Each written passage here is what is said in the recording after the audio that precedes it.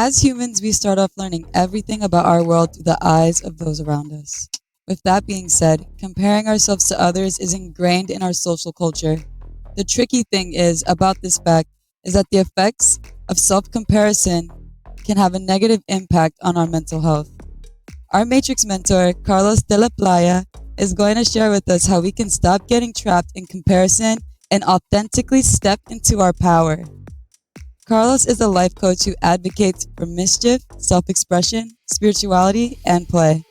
Coach Carlos is also a member of the LGBTQ and stands for how magical life can be once you can accept yourself.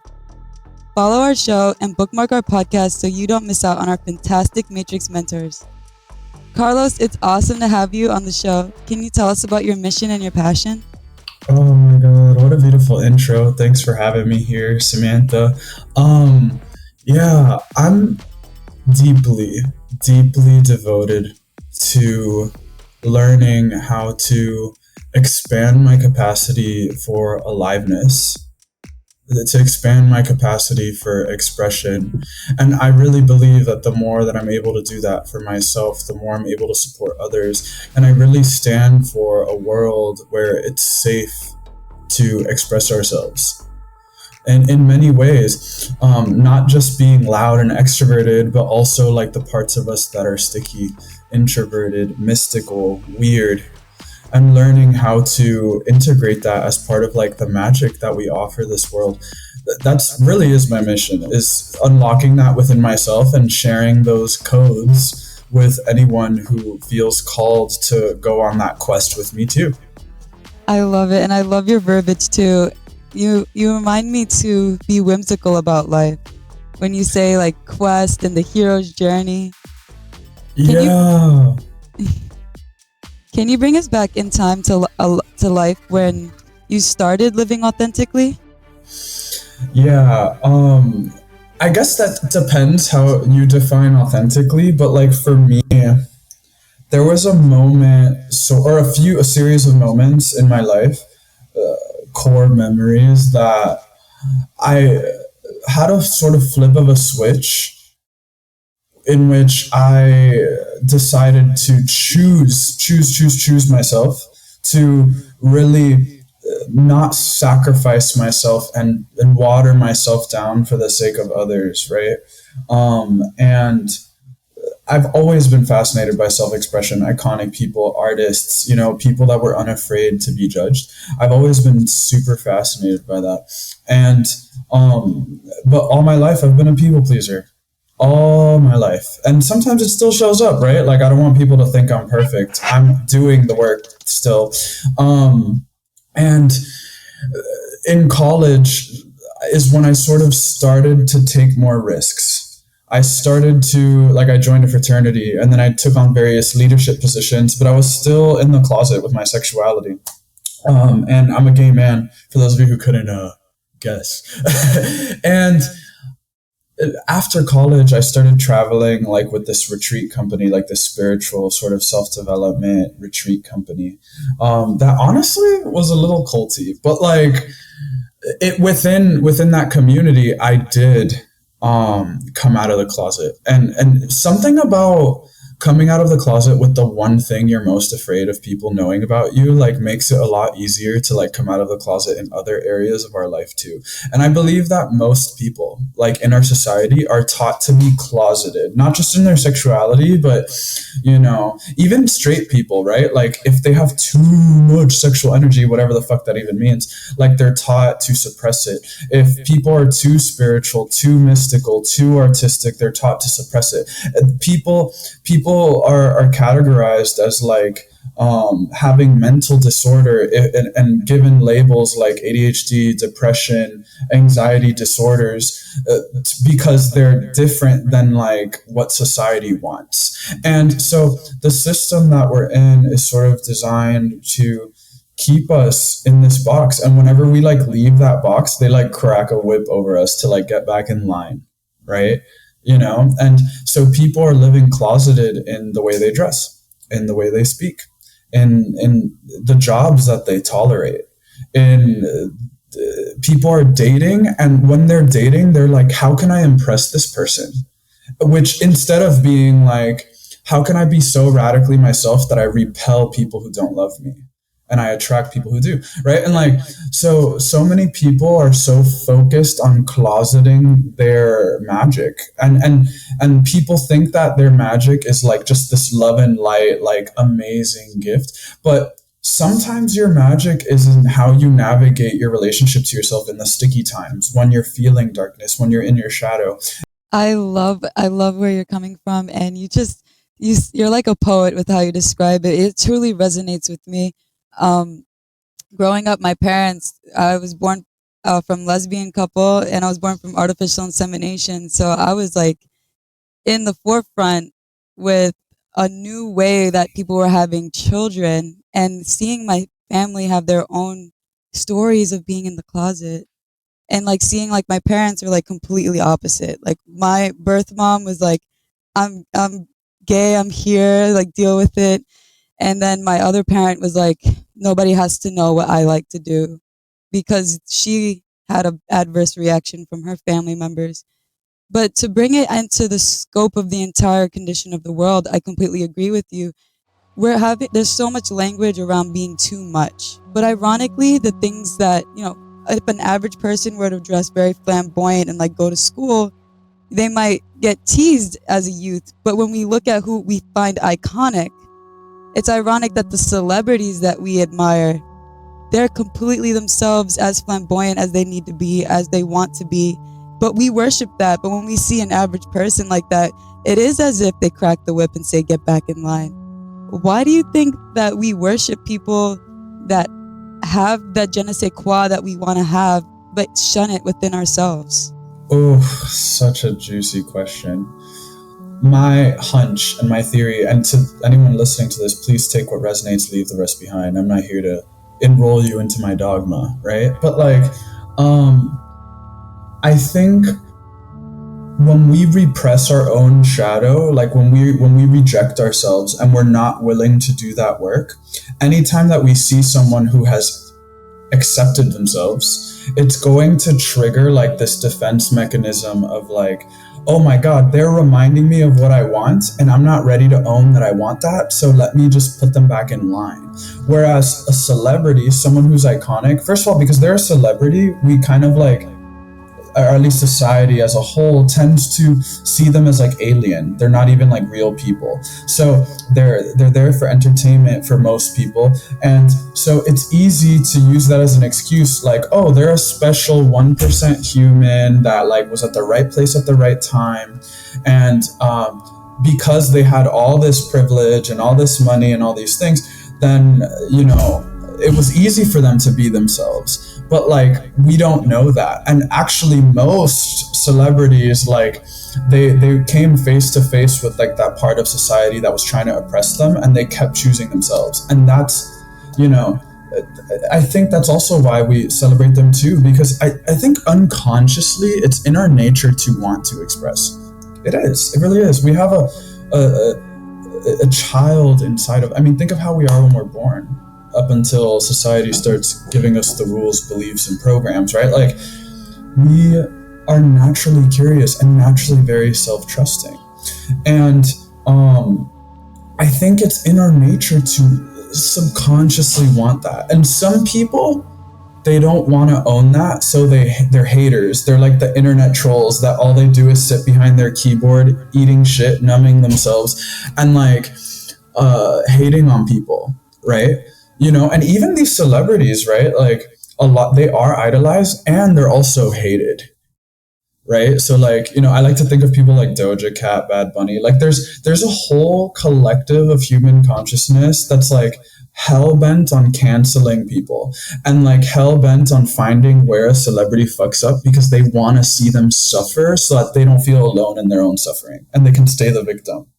And they can prove their beliefs, right? Of like, oh, because I'm suffering, everyone should suffer because the world is hard, right? Like, so haters are constantly finding ways to poke at these people so that they can give away their responsibility and stay the same, because they don't want to own that they're why they're where they're at, they're why they're stuck.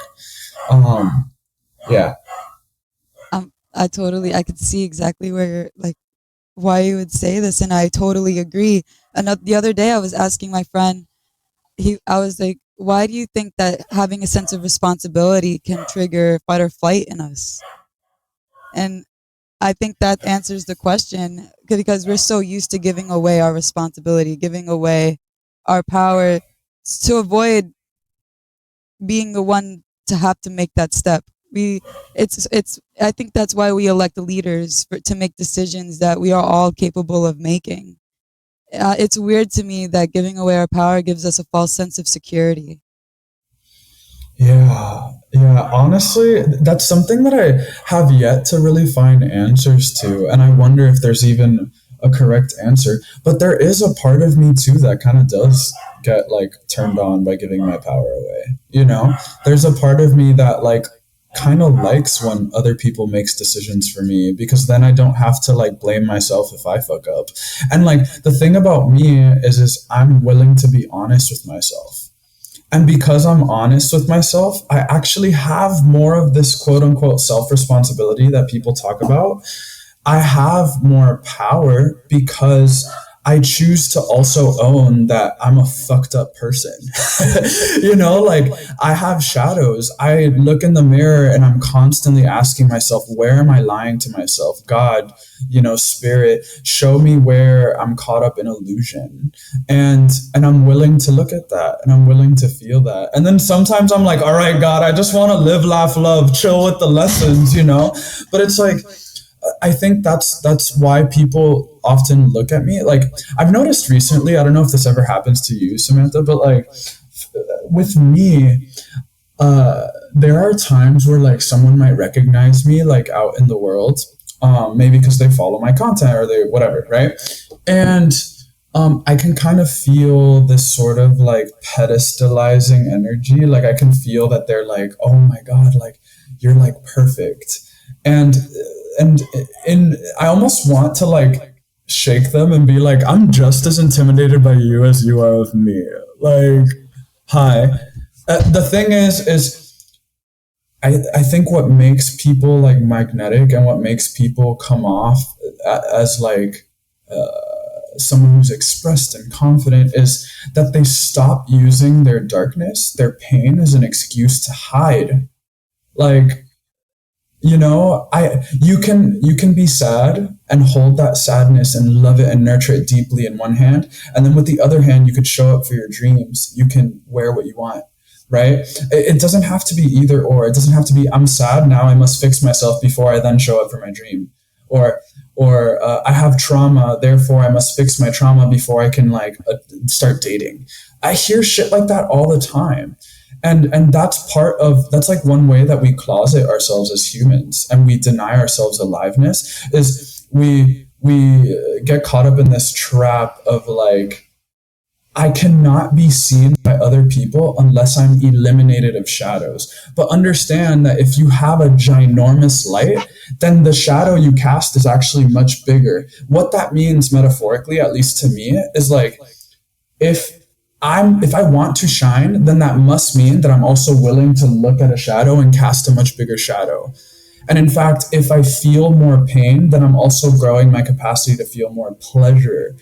And maybe instead of trying to just chase pleasure, I can chase aliveness. And aliveness encapsulates pain and pleasure. And people feel that when they're around me, they feel that safety or they're intimidated by me, right? And like, I think people exude that energy when they really walk that talk, when they're really walking the path of the darkness and the light, the way to dawn, the dusk, the part that's right in the middle, the part that's poetic, the part that's like, holy shit, when I listen to a sad song after being dumped, it's the best feeling in the fucking world, right? Like, that is what I'm aiming for. And I think that's what everyone's aiming for. Like when a baby cries, they go from crying to laughter to screaming to nap time within 10 minutes. I think we all want to go back to that simplicity, to that level of self judgment and ease and existing without constantly filtering our existence through, well, am I following this rule and this rule and this rule and this rule and layers until all you get is a walking shell of rules, walking masks instead of like people who are alive. It's beautiful. I love your perspective. And while you were explaining that, like, I agree with you so much. Like, um, I'm not a fan of the emotional bypassing of like solely talking about light, because you're like, absolutely true. And I use the same analogy with my friends. The closer to the light we go, the greater our shadow goes, because that shadow gives us depth, it gives us awareness, and it fuels our empathy. Like, we can't be empathetic towards someone unless we have an idea or the ability to be compassionate towards another. And that compassion is usually bred for when we can remember when we were in similar situations, like when we remember that we were in pain before. I was thinking, like, when you were saying that, a lot of times we get caught up in trying to create this mastery before we start our dreams. And I agree with you. We have to run with every emotion and be alive in the dream and live the journey in the dream, because every good movie has that pitfall where the main character is challenged, right? If we watched a movie where there's no challenges in the main character, like, we wouldn't even be interested in watching Mm, yeah, it. 1,000%. You know, and I love what you said about like we try to achieve mastery before going on the journey. And like what I'm inviting people to consider is this: mastery is achieved on the journey. It's not you're not going to learn how to ride fucking bike by watching YouTube videos of people riding bike and talking to a therapist about your trauma of why you don't ride bike. Like that, first of all, I'm not saying trauma's real, right? Like my perspective is, can I create the healing? Can I heal and live? It doesn't have to, like, your life purpose isn't to heal. Your life purpose is to be alive in whatever it means to say yes to your aliveness, right? And at least that's what I believe, right? And so many people are like, well, first let me study 20,000 research studies and use it as an excuse, like, with the other hand, live. And that's just so magnetic. Think about it. Think about it. How magnetic is it when someone's like, even when I'm sad, I'm fucking worthy of living. Even when I'm fucking bored, even when I'm anxious, even when I have trauma, I still deserve love. I still deserve money. I still deserve my dreams. That is so fucking hot. Like, goddamn, my mouth waters thinking of that. Like, that energy is so conducive to creativity. It's so conducive to aliveness. It's so conducive to being your own homie. You know what I mean? You know, if I'm angry, instead of being like, you shouldn't be angry, I like imagine my anger as a person inside of me. And I'm like, hey, anger, like, I'm here to get to know you better. And I'm sorry if I've ever rejected you. Like, tell me where I'm not listening. Tell me how I can love you better. Imagine if you talk to your grief, your anxiety, your anger, your depression like that. Would you be more or less confident? Would you be more or less creative? But what happens is people are like, I'm sad. Sadness is making me unproductive. And because I'm unproductive, I'm not worthy of love. I'm not worthy of money. Now I need to solve this problem by taking this pill and numb, numb, numb, numb, numb, numb, numb. Numb, numb, numb, numb, numb, and then layers of mask over mask over mask over mask till you think you are the mask and you forget that you're a fucking living, breathing sack of flesh, an animal that's like that farts and shits and orgasms and laughs. Like, we, so many people forget that, Mhm. you know. I love your reminders for it. And honestly, you're getting me, like, your words are like touching my emotional body, and I'm going like this. And I love it because I love that you're welcoming a full spectrum of feeling, but not being controlled by your feelings, in the sense that you're saying, like, you don't have to be stuck because you feel a certain way. And I agree with you. Like, a big thing that I say to my friends that are looking for relationships, it's like, what can a boyfriend do for you that you can't do for yourself? Mm. Well, do you want to look pretty and go out on nice dates? Girl, treat yourself. you know? Oh, yes. Yeah, so many people want to be treated like royalty in a relationship, yet when they look in the mirror, they treat themselves like a worthless peasant. So Yeah. you're telling me that you're going to attract someone who treats you like royalty, but you're talking to yourself like you're nothing? That's not how it works. So many people, they're like wanting to be treated like royalty by their quote unquote soulmate. And yet when they look in the mirror, they treat themselves like trash, like peasants, like the worst of the worst, you know? And because I'm dating right now too, and what I find is that when I really like somebody, it reveals to me the parts of myself in which I'm not loving myself yet, in which my acceptance hasn't shined yet.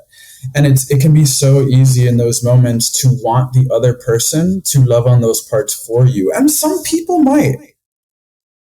And when they don't, what then? And that's what I'm looking at. So I'm looking at those parts of myself that come up when I'm dating that are like getting needy and craving their affection over mine. And I'm looking at those parts and I'm saying, hey, just a reminder, even if they abandon you, I'm here and I still got you and I want you and I love you. And part of you that's anxious and needy, you're a king. Even when you're needy, you're still a king. I love you. And like, ooh, I get the chills just saying that, and even like a little teary eyed because so many people get buried and never know what that feels like to be able to give that to themselves. And I have that, and I know how to give it to people. What a fucking gift. Like my child self would look at me now and be like, holy fuck, we're doing that, you know? What a gift. What a gift. What a gift. And everyone has access to it. In fact, if you're listening to this podcast episode right now and you've listened up until this point, even with the technical difficulties, like, and you're still here, that shows me that you have mirror neurons in your nervous system that know that this is also meant for you. There's just a disconnect between what you believe about yourself and like what your body knows. And your work is just to bridge that gap, but you're already doing it by listening to this episode.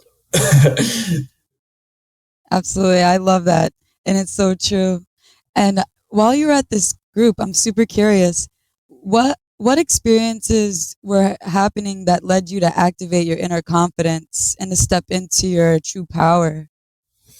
There was a lot, this retreat group, there was a lot of encouraging each other. It was a group of people that were obsessed with self-expression in their own way and how they defined it. And we were constantly pointing out what we thought our gifts were about each other. And we were constantly encouraging experimentation. Constantly. There was an exercise we used to do that sometimes I've guided clients through. And it's called the confession exercise. And it's where you confess everything you don't want people to know about you. And what happens is sometimes we can only experience as much aliveness as like the secrets we hold. So like if you're spending so much energy hiding secrets, that's the same energy that's associated with creating and taking up space. So you literally have less energy for connecting with others, for expression, right? So, but if you're willing to share with people what you don't want them to know about you in a safe container, I don't think you should do that with just anybody, but like, and you're willing to ruin your reputation on purpose and then still love yourself after, you're literally unstoppable. Like you're literally unstoppable. People can try and cancel you and you keep going, right? Like people can send you a hate comment and you're like, well, I already knew that about myself. Like you're not triggering me at all. Like I already knew that I was a fraud, like you're not triggering me because I know. And that's just so powerful. So we would do exercises like that. We would constantly play like expression games and mind games that like helped us to like trick the brain into like trying crazy shit. And there was also a component of really nurturing our bodies inside and out, but with movement and with food as well, that sort of supported our nervous systems in feeling more creative and energized and ready to take up space. So a combination of really those three things. And constant, like we would like dare each other to do shit. Like I dare you to go live. I dare you to ask for a discount. I dare you to, shit like that. And it was a great experience. Eventually, this organization actually went really dark and started getting manipulative and culty. So I left before all of that happened. Uh, but up until that point, I'm grateful. I'm really grateful too, and I'm glad that you got out in the nick of time. Oh, yeah. Yeah. I was not down to be on a Netflix cult documentary. I'll tell you that much. So what steps did you have to take once you did this confession game and you like claimed yourself? What steps did you have to take to get comfortable in this new reality where you were just being super real? Yeah, it can be easy in like self improvement spaces to only express yourself in those spaces.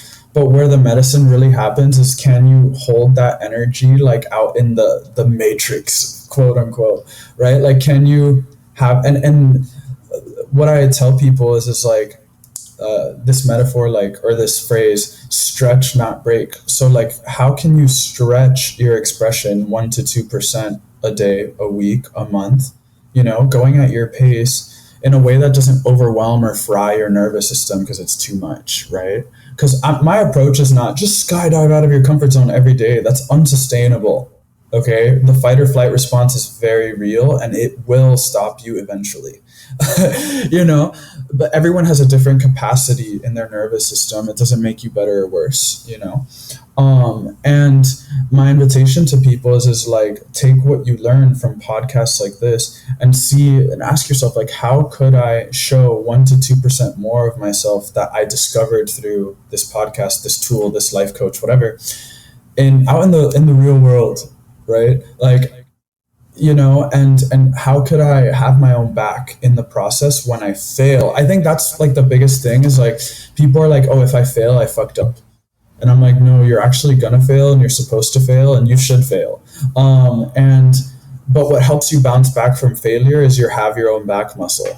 So like, can you fail and like not beat the shit out of yourself? Like, can you fail and be like, I tried, I'm in the arena playing the game, I'm getting dirty, other people are watching me, and hold space for that and then go again and bounce back quick? Or are you going to fail and then go into hiding for 3 to 6 months until you hire another life coach and then like the cycle begins anew, like, so it's a combination of like learning how to stretch yourself and be honest with yourself about what you can handle, not over pushing it, but not under pushing it and staying cozy. And when you do fail, having your own back and just bouncing between those two over and over and over again I love until that you die. so. That's so healthy. Um, I remember when I was a wrestler, when I used to lose my matches, I used to get so emotionally distraught. Like I'd get so upset until like one day, one of my coaches said, "You only lose if you quit." Yeah. And that made me feel better. Exactly. I mean, like mathematically speaking, if you are getting 1% better, even if it's every month, not even every day, if you're getting 1% better every month and you never stop, it is factually inevitable for you to not hit whatever that goal is. Mathematically, right? Now, if you're staying cozy, but you're telling yourself you're trying, then you're lying to yourself.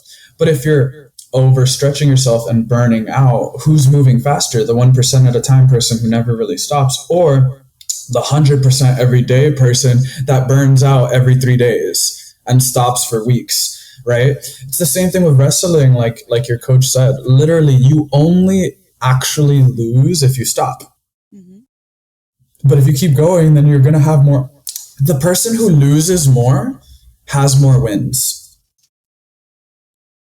The person who gets rejected more hears yes more. They're two sides of the same coin. The person who feels more pain in life also experiences more pleasure. Yeah. I love that as above, so below vibes. Oh, yeah. Oh, my God. It's giving like tablets of Thoth vibes or some shit. Yeah. How can our listeners take steps to find their authentic self right at home?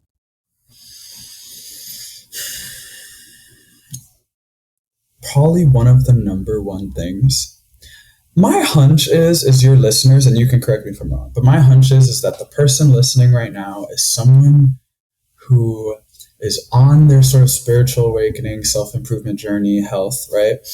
And they're like consuming a lot of books and podcasts, and they are doing the work and they're taking care of themselves. But there's like this part of them that feels off and like disconnected from themselves.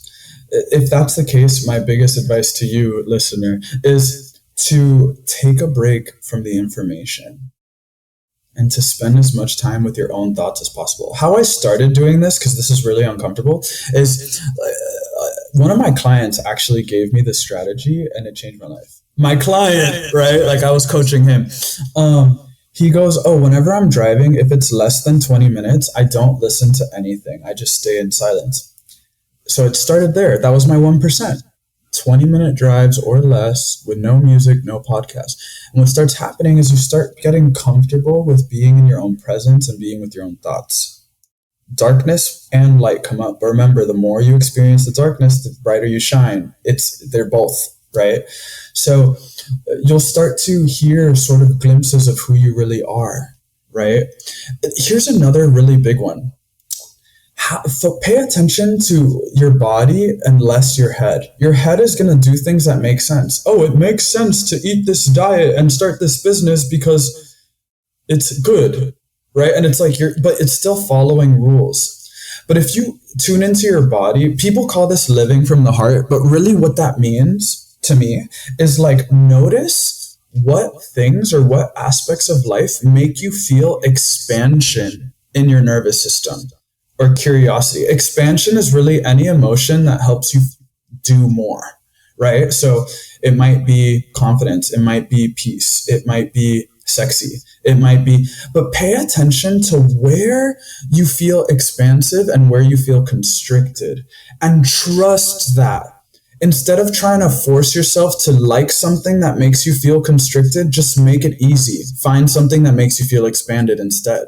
If your job makes you feel 80% of the time constricted, I got news for you, bestie. Leave that shit. If not, you're going to be in chronic fight or flight. If you're in a relationship and the relationship feels addicting, but really constricting and stressful and constantly on eggshells, I got news for you, bestie, right? To be yourself, you're leaning more towards what makes you feel expansive. This doesn't mean feel happy all the time. I didn't say happy, I said expansive. You can find expansion in sadness and in grief and in anger and in joy and in happiness and in confidence. But it's like, pay attention to your nervous system. I imagine, like, if you're listening to this right now, you're probably already thinking of things. And that voice is subtle. You've got to learn to listen to that voice that's like more subtle and be like, okay, I'm curious about improv comedy classes and I fantasize about them all the time. My parents say don't do it. I'm going to do it, right? And follow those little threads.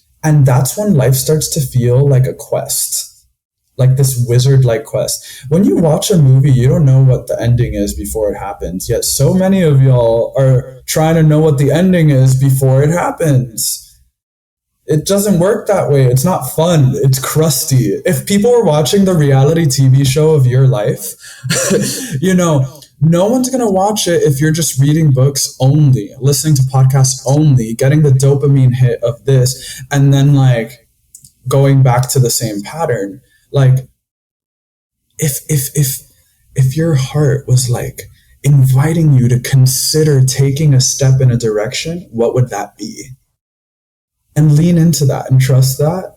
And it's a natural unfolding. And for me, I noticed that it's like easy.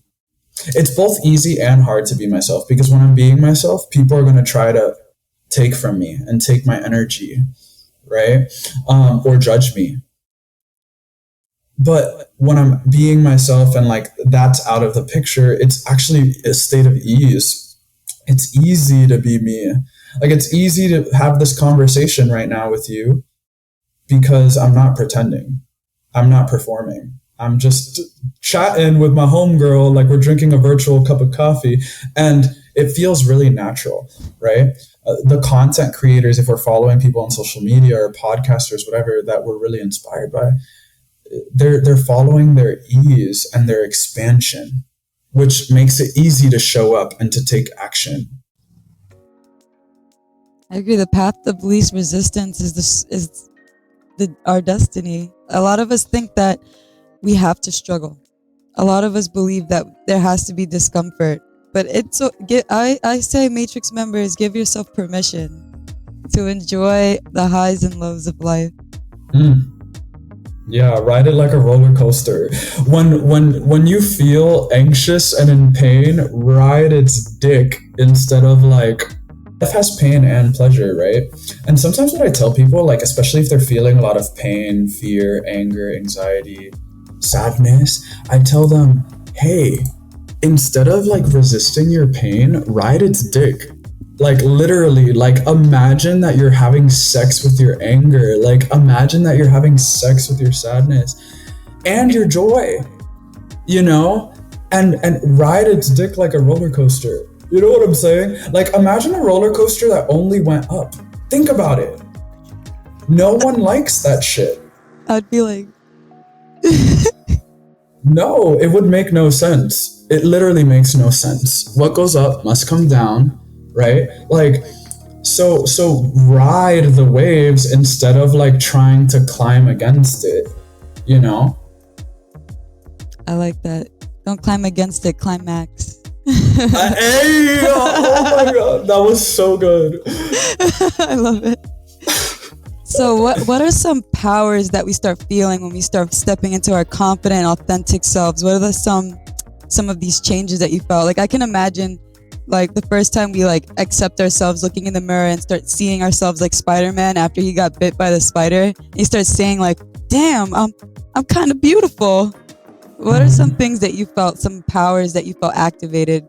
Yeah, and I think for everyone the answer is different. Like the powers are gonna be close to like who you are at your core, your essence, whatever that means. So for everyone it's gonna look different. For me, it looked like my playfulness and my mischievous side really came back out. Like I got funnier. I also got physically more attractive. Like I started attracting like way better sex. Ooh, hello, you know.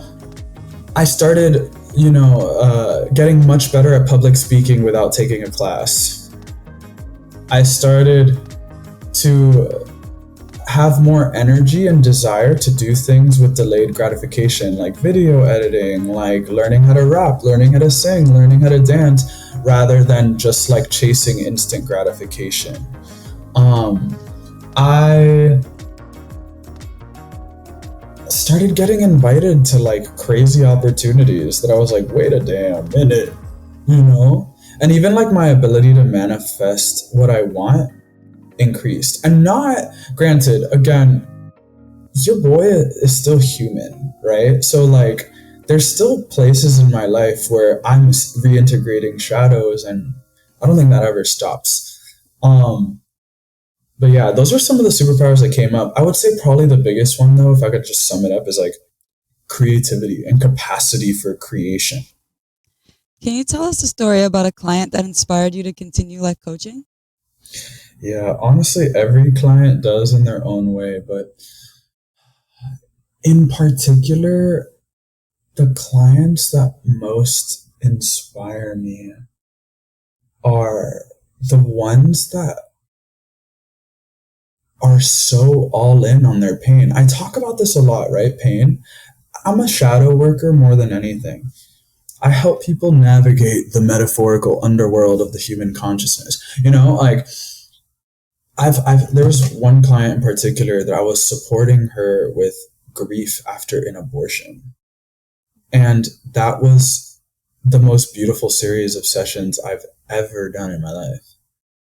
I mean, she was so willing to feel the pain. She wasn't trying to fix it away. She was like, I am grieving like if I lost a child, even though it was a choice, an abortion, and I don't want to be doing anything else.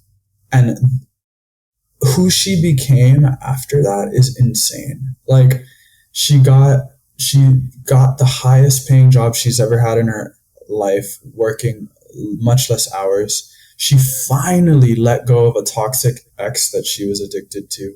So many things just naturally happen because of her willingness to let this clean grief crack her heart wide open. And it was so much that she was like, enough is enough in this area of my life, in that area of my life, in that area of my life. And that really taught me that, like, as within, so without, like, the more willing I am to say yes to pain, the more willing I am to experience all of aliveness, including pleasure.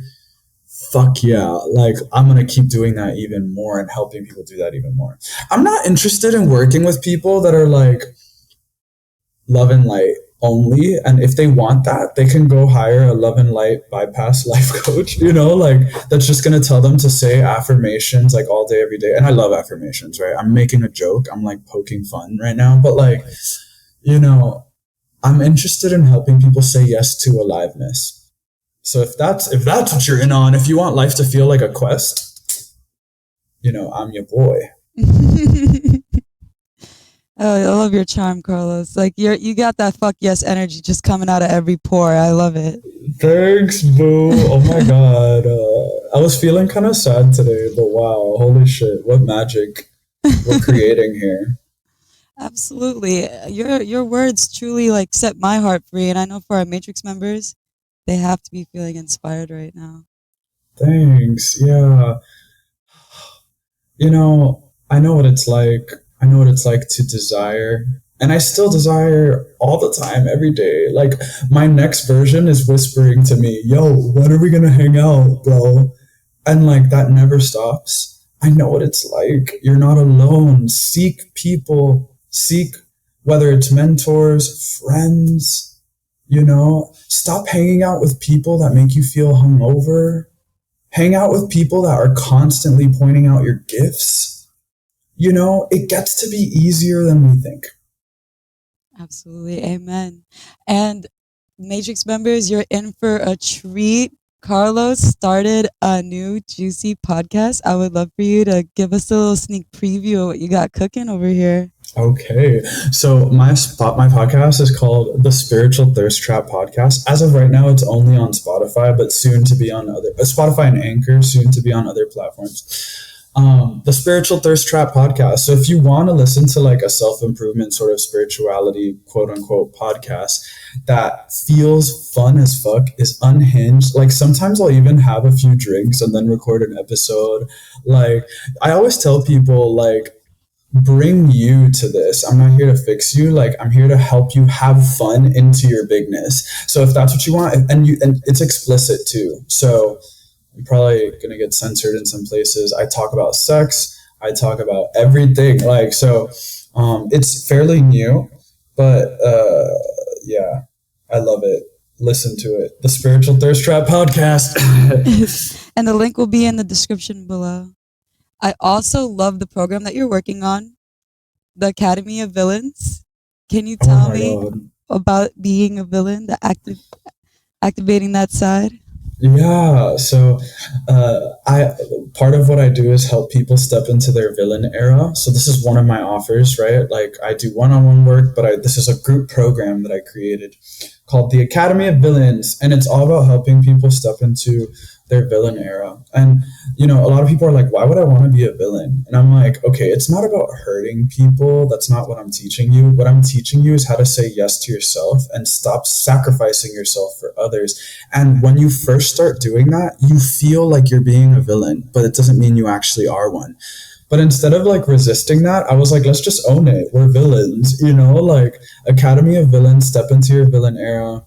And you're surrounded by a group of people who are in their enough is enough energy with people pleasing, people ready to take up space. I have some people working on content creation and posting content that scares them instead of this people pleasing bullshit, right? Like, I have people working on how they dress. I have people working on dating in that program. I have people working on all of them. I have people on setting boundaries with their partner, right? Like, but the idea is learning how to say yes to you and understanding that when you say yes to you, the whole world benefits, and people are going to think you're a villain.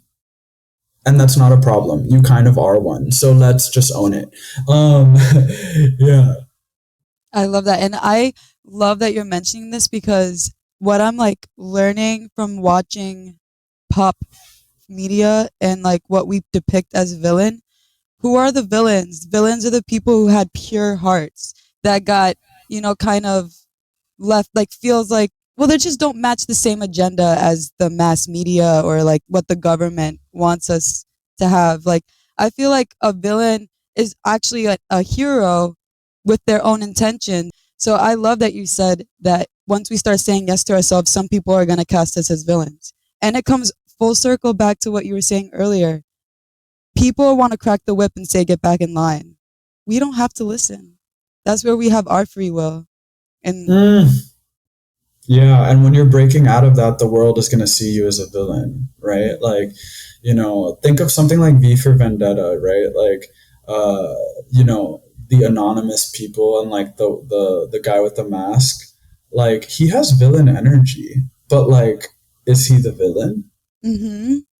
Who's really the villain, right? Like, so yeah, it's all about learning how to say yes to you, and instead of trying to not be the villain, like I encourage people, like actually part of the work is like doing things that you think make you a villain but actually aren't villainous, like posting your unpopular opinions on social media or wearing a see-through shirt at the grocery store.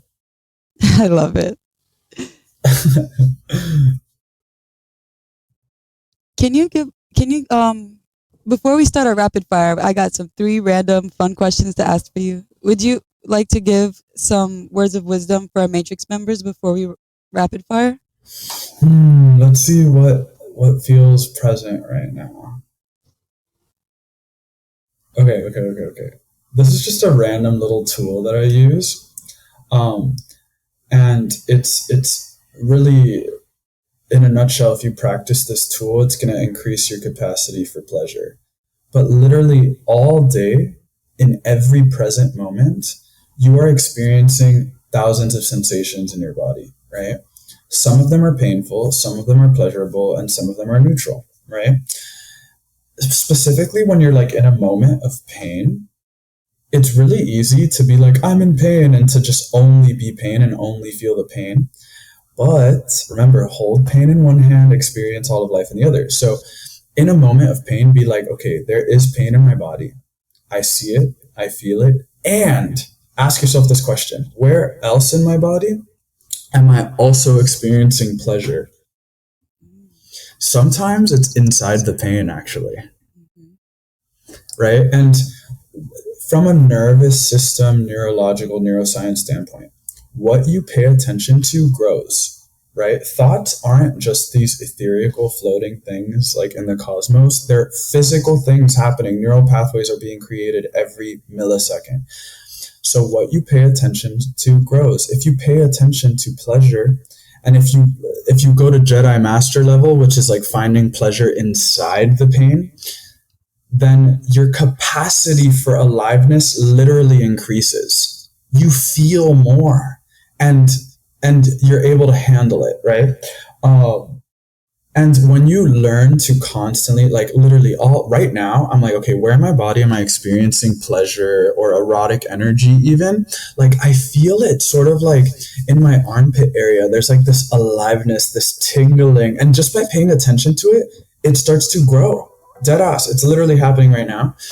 Do this every day, as many times as possible, whenever, right? Like let's say you're driving, keep your eyes on the road, of course, and be like, what about this feels pleasurable right now? And constantly ask yourself to pay attention to your pleasure inside the body. Locate it. Is it a tingling in your throat? Is it an expansion in your forehead? Is it a buzzing in your arms? Like, locate it and just pay attention to it. That's all you have to do. Just notice it. You just saying that got my Kundalini energy all like this. Like I'm excited to right So, after this call, I'm gonna lay down and just do that. girl, I ride that Kundalini. Right? No, I'm kidding. So ready for a rapid fire, Carlos? Let's do it. Do you know your personality type? Do you know your personality type? Like the 16 personalities typology stuff. Mm-hmm. Yeah, I'm the campaigner, ENFP. Me Uh, too. and yeah, fuck yeah. Hello, podcasting. It makes complete sense.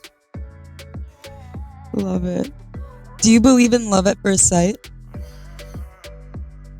Not really. What's your Not thoughts about really. it? I feel like love at first sight is us being taught to romanticize uh, like explosiveness in relationships, and I actually don't think that that's really safe and secure long term. I don't think that really lasts. I love your answer. It brings a lot of perspective. Thanks. If you could become a robot partly, what would you try out? So I used to watch this show called Full Metal Alchemist, which is an anime, and I would literally try having an auto male arm and an auto male leg. Auto male is essentially like this robotic arm that's like designed to your body structure or leg. It's a limb and it connects to your nerves, but like he used to have like guns and he would transform them into like guns and swords and stuff. That's what I would do. I love that show. Me too. Where can our Matrix members find you if they would like to work with you or follow your journey? To follow I'm like most active on Instagram, which is at Carlos Delapaya. Super active on TikTok as well, Carlitos Delapaya there. Twitter, Delaplaya Carlos, and Facebook, Carlos Delapaya. I had to switch them on all of them, but whatever. It is what it is. And my podcast, you know, if you look at my content, there's constant invitations to reach out to me to work with me. I always tell people just send me a DM if you want to work with me, or even connect, you know. Love it. Well, thank you so much, Carlos, for being on the show. I feel so energized and excited. I can't wait to release this episode. Thank you so much for trusting me. It means a lot. Your questions fucking slap, sis. Yes. If you're interested in being a part of Carlos' coaching program, follow him on social media and send him a personal message. All of Carlos' social media links will be in the description below. All feedback is welcomed and it helps us serve our fellow Matrix members. To stay up to date with our Matrix mentors and what we have in store for you, bookmark our website and subscribe to our podcast and YouTube channel. It was great having you with us on the Organic Matrix Show, and we'll be seeing you on the next download.